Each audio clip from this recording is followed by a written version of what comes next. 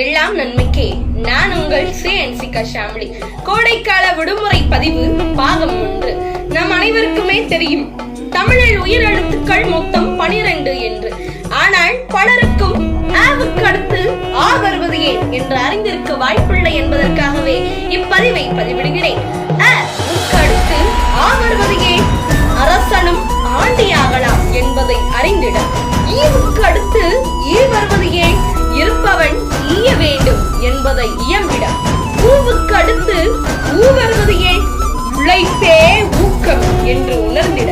ஏவுக்கு அடுத்து ஏ வருவது ஏன்? எதையும் ஏன் என்று சிந்தித்து செயல்பட.